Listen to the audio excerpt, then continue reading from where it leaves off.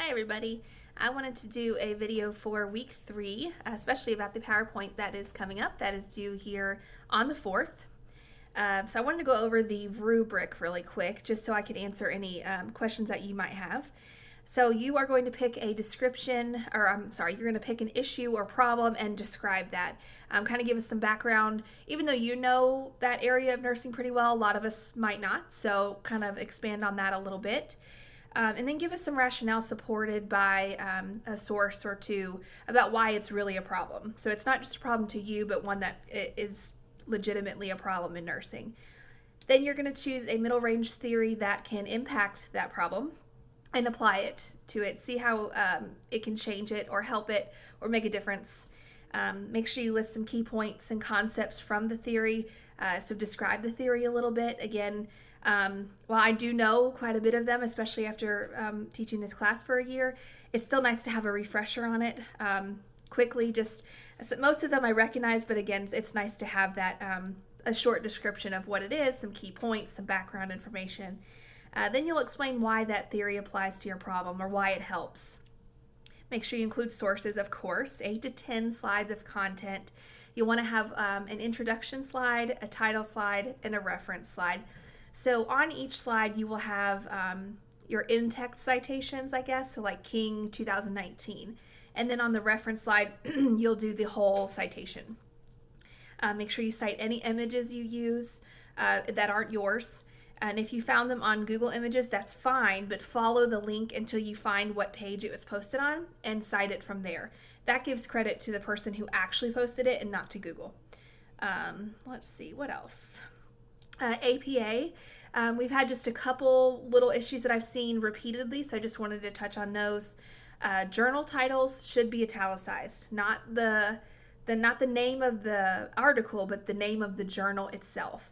And then also textbooks should also be italicized, the title of the book. I saw a couple people recently posting without the author's name, so it was from the NANDA references and stuff from discussion last week. It should be from the organization or I'm trying to think of how else you'd say that. If there's no author, so you want to do like NANDA would be the author instead of the website, which I think was like UFC or something like that. So originality, creativity, and organization, that's also important. We don't want it to be super boring. I know PowerPoints are kind of hard not to make boring, but make sure it's visually appealing. And then you should use the notes section.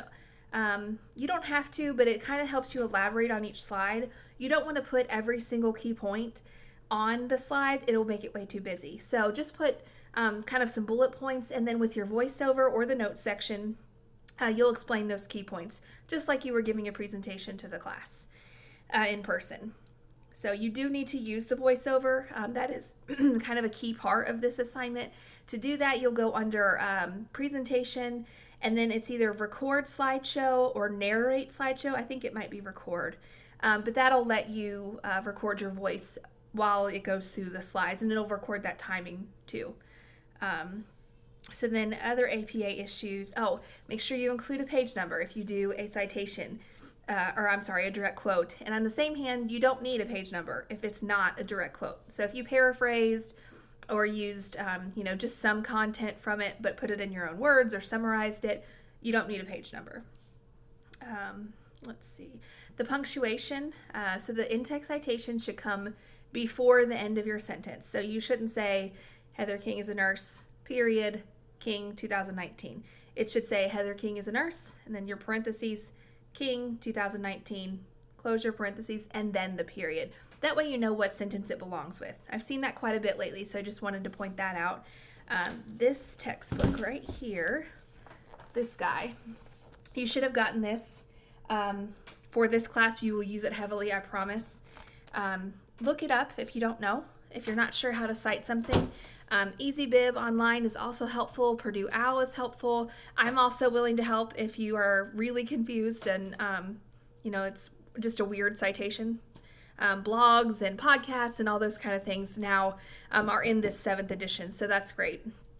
But if you do have further questions, I'm available all day today, and of course fairly open Monday and Tuesday before the PowerPoint's due. So if you're having trouble getting it done on time, if you worked overtime or anything like that, please let me know. I can work with you. I understand I'm busy too. So otherwise, make sure you do your discussion board for the week 2. That's also due here shortly, Thursday, I guess. So got a few days there. But if you need help, please call, text, or Canvas message me. Thanks.